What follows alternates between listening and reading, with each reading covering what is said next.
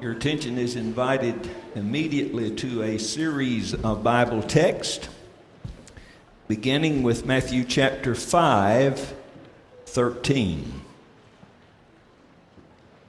Jesus said to his disciples, "You are the salt of the earth. If the salt loses its saltiness, wherewith shall it be salted? It is then good for nothing but to be cast out and to be trodden under foot of men. You are the light of the world. A city that is set on the hill cannot be hid, neither do men light a candle and put it under a bushel, but on a candlestick, and it giveth light unto all that are in the house. Let your light so shine before men, that they may see your good works and glorify your Father which is in heaven." Then in 1 Timothy 4 verse 12, the Apostle Paul wrote, "Let no man despise your youth, but be an example of the believers, in word, in the way you live, in charity, in spirit, in faith, in purity."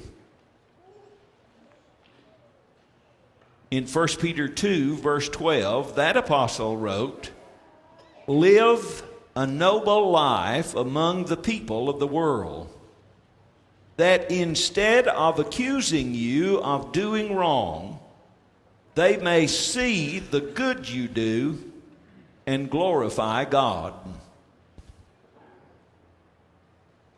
Further, in chapter 3, verse 1, Peter says, "You married women, submit to your husbands, that even if some of them refuse to listen to the word, you will win them without talking about it by the way you live, when they see how you fear God and are pure in your lives." Now, I know that these passages read remarkably different, but they have at least one thing in common. They all suggest the theme of good influence. Influence. The power of persons or things to affect others, seen only in the effect on others.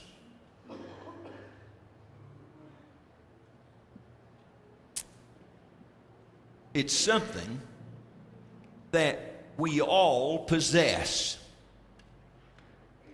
Doesn't matter whether we're rich or poor, whether we're powerful or weak, whether we're young or old, we all have it. Not necessarily to the same degree or in the same measure. Some by virtue of the position that they occupy are more influential than others. For example, there was that great king of Nineveh in Jonah's day, who influenced all of the people of his kingdom to change their lives. And by the way, if you want to know more about Jonah or about the book of Jonah, you're invited to this room tonight at 5 o'clock, when we'll continue our study of this book of the Old Testament. But I want you to listen to verse 6 of chapter 3. This is after Jonah has done his preaching in Nineveh. The word came unto the king of Nineveh, and he arose from his throne And he laid his robe from him and covered him with sackcloth and sat in ashes, and caused it to be proclaimed and published throughout Nineveh. Let neither man nor beast, herd nor flock taste anything. Let them not feed nor drink water, but let man and beast be covered with sackcloth and cry mightily unto God. And God saw their works, that they turned from the evil way, and God repented of the evil that he had proposed to do to them. 120,000 people were influenced by the actions of their king. But every peasant in that kingdom, the person of lowest degree, possessed some sort of influence over someone. It's just impossible for us to live without influence. Now, it doesn't mean that our influence will be good. It may, in fact, be bad. But it is a commodity that you cannot live without. It's something that you cannot lose. You can cause it to be changed. You may have good influence, and through your carelessness, have it transformed into bad influence. Or you may have a bad influence, and through hard work and carefulness, have it transformed into a good influence, but the influence is there one way or the other. What you need to know is that it is much easier to lose good influence, have it transformed into bad influence, than it is to lose bad influence, transforming it into good influence.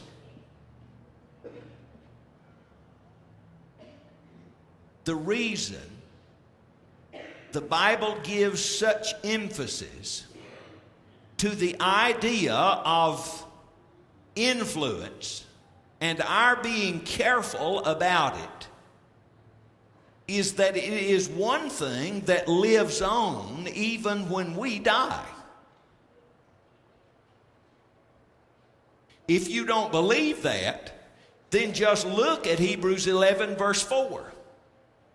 By faith, Abel offered unto God a more excellent sacrifice than Cain, by which he obtained witness of that he was righteous, God testifying of his gifts, and by it he, being dead, yet speaks.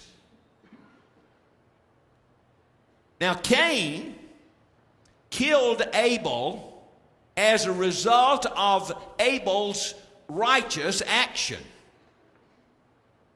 But though Abel was murdered 6,000 years ago, his influence for good in the worship of God is still alive and still affecting people. Just because we die doesn't mean that our influence is going to be buried with us. As a matter of fact, in Revelation 14 verse 13, it is suggested in particular that those people who have lived and died in the Lord have their works trailing them, coming along after them, living on after they have gone on. Good influence. But how do we influence one another? I think in 1 Timothy 4 verse 12, Paul suggests the fundamental ways. He writes to his protege, to young Timothy, a gospel preacher. And he says, you be an example of the believers. Implied in that statement is the importance of being a good example, of being a good influence. But in what areas? Paul says, be an example first in word.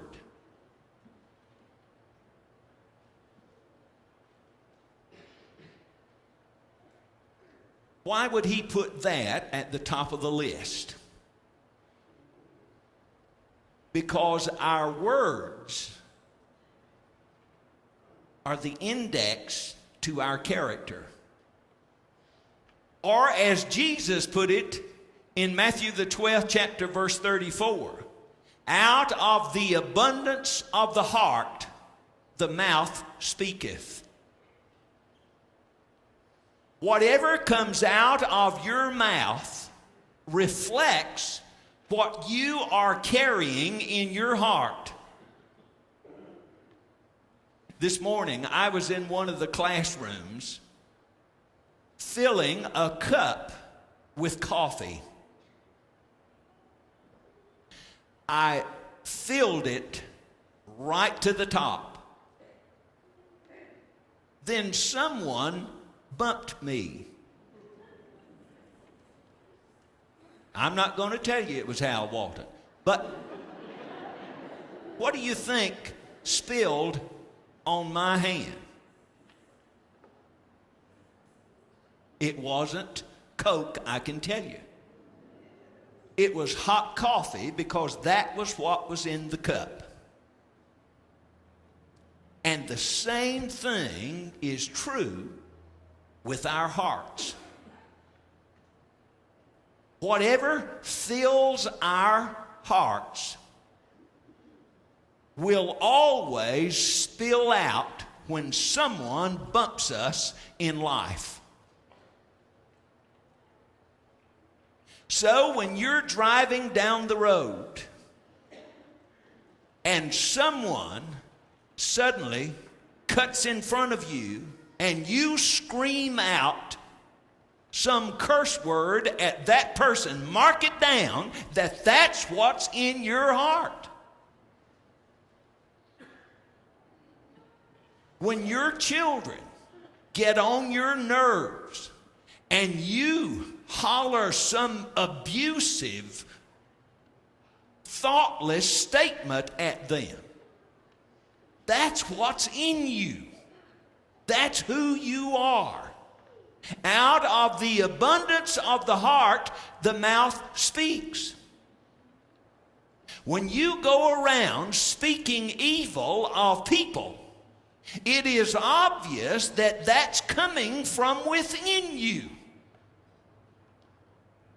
And I can guarantee you that when we speak evil in our conversations with other people, or we use abusive language with our families, or we tell dirty jokes and use curse words in conversing with others, the religion of Jesus Christ is diminished. Be an example in word. Be a good example in what you say. Listen to this. Let no corrupt communication proceed out of your mouth. Ephesians 4 verse 29. Let your speech be always with grace, seasoned with salt. Colossians 4 verse 6. If you're having trouble controlling your speech, look into your heart and join David in the prayer, let the words of my mouth and the meditation of my heart be acceptable in your sight, O God. Help me speak the right things, to use the right words in life. Help me to be a good influence in the way I talk. But Paul also says to Timothy, be an example in the way you live. In another place, this is what he said. This is to the church at Philippi. Be sure you live in a way that befits the good news about Christ.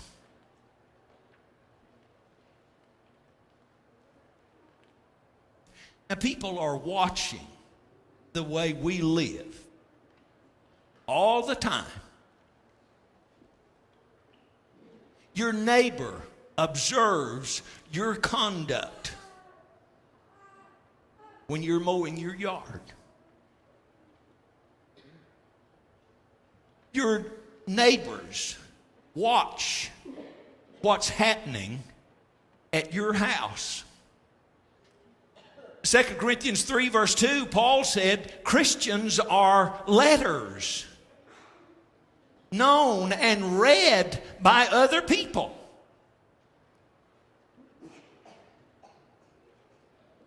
How far do you suppose you'll get with converting your neighbors when they hear you arguing with them over a fence line?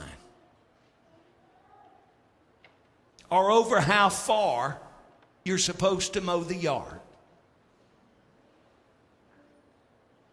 Can you imagine threatening to sue your neighbor over who's going to mow this strip and claim this strip?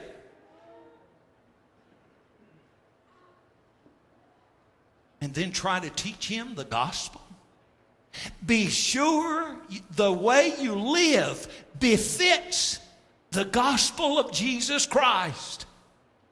Be a good influence in your conduct, in your business, in your neighborhood, in your home. You'll never make much of an impression on your children if your conduct at home doesn't match your conduct at the church building.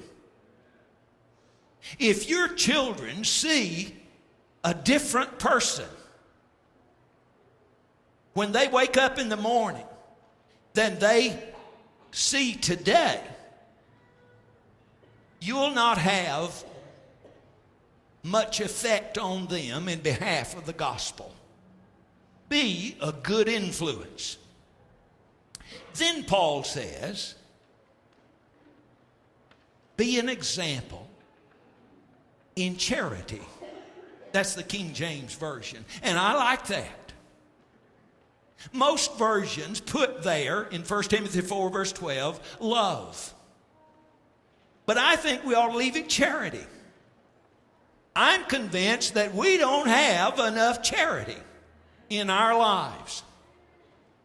Charity, according to Webster, is benevolence. It is an act of goodwill. It is the voluntary giving of money or some other help to those in need. When people come to us with needs and we are unresponsive, there is absolutely no point in us trying to lead those people to Christ. If somebody is hungry and we tell him, depart in peace, be ye warmed and filled, notwithstanding we give them not the things necessary for life, don't waste your time or your energy trying to teach that person the gospel of Jesus Christ. You will have no influence whatsoever, no good influence, if you haven't mastered this thing called charity. Be an example, a good example in charity. And then in spirit.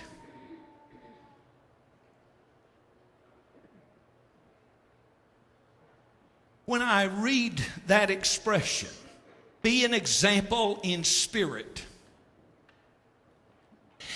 It just seems to me that Christians ought to be at the top of this business. This is talking about enthusiasm. This is talking about excitement. This is talking about putting your whole being into something.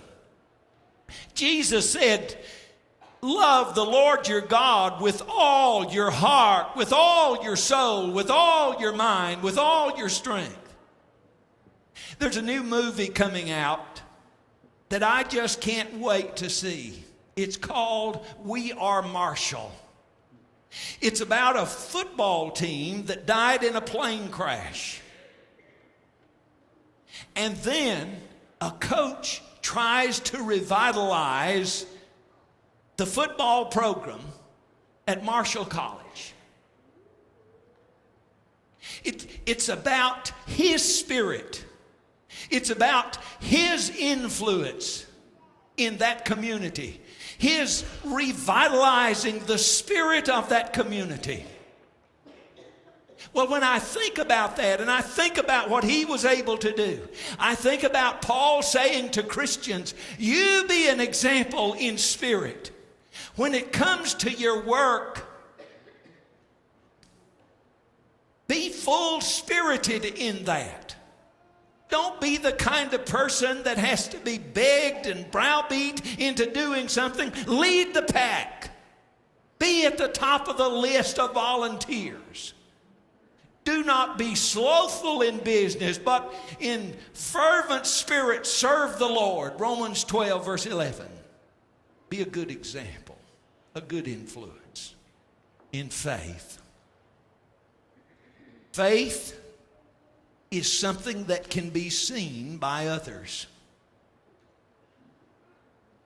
It may be what we possess within us in regard to God and His Word. But it's something that's known to others. Yea, a man may say, you have faith and I have works. Show me your faith without your works, and I will show you my faith by my works.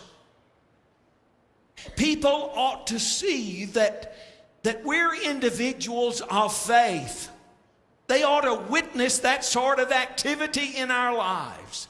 When they see what we're doing on Sunday morning and Sunday night, when they see us in our small groups in the community, studying the Bible and looking for opportunities to serve, then they know of our faith. We don't have to tell them about it. Be a good example in purity. Usually when this word appears by itself, it's focused on the heart. Blessed are the pure in heart, for they shall see God. Matthew 5, verse 8. Do you want to know why Jesus was sinless? You want to know where that sinlessness came from? Well, it came from his heart. He was pure in heart. And it translated that into his life. So the Bible can say he did no sin, neither was guile found in his mouth. There was never any evil coming out of the mouth of Jesus because his heart was pure. And by the way, 1 Peter 2:21 says he is our example that we should follow in his steps. And if you really want to live a holy life, if you want to be sinless in life, then you follow the example of Jesus. Walk in the light as he is in the light. And keep your heart with all diligence, for out of it are the issues of life.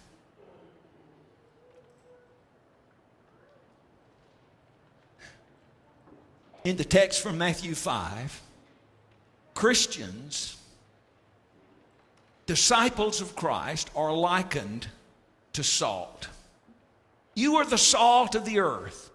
What Jesus was saying to us is that we are to influence the world for good. You know what salt does? You know what it does for food? If you have high blood pressure, you know what it does.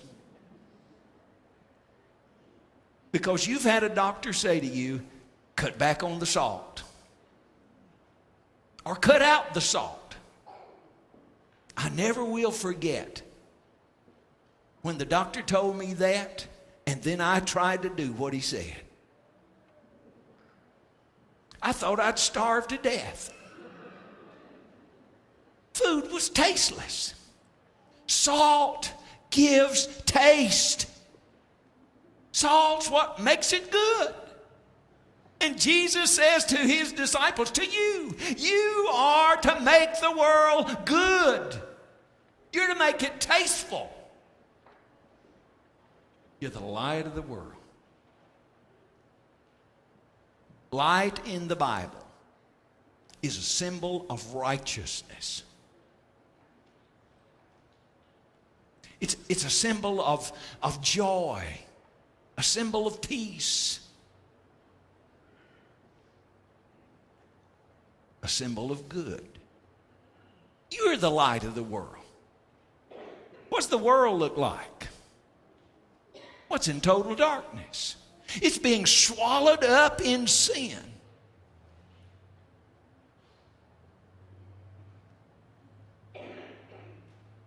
Shine righteousness. Shine joy and peace so the world can see. Now, I told you earlier that good influence can become bad. Do you realize if our good influence becomes evil, what happens to the world? Where does the taste go? The world will remain in darkness if we're not influences for good. One time Jesus said, if the light that is in you be darkness, how great is that darkness? Because it's not just you. It's the world that will remain in darkness if you're not light.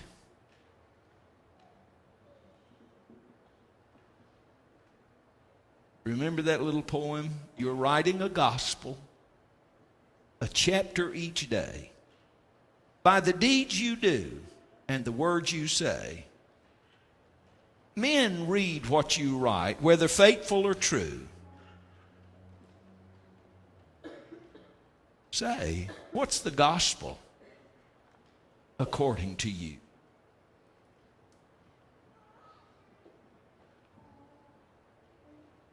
I'm not going to ask you if you have influence. I know the answer to that question. I'm going to ask you, are you a good influence? Is your life befitting your calling as a Christian? If not, then like the people of Nineveh, you ought to change. Now, you don't have to sit in ashes and clothe yourself with sackcloth. But you do have to repent. And you have to seek God's favor. If we can help with that, we'd certainly like to do it and invite you to come while together we stand and sing.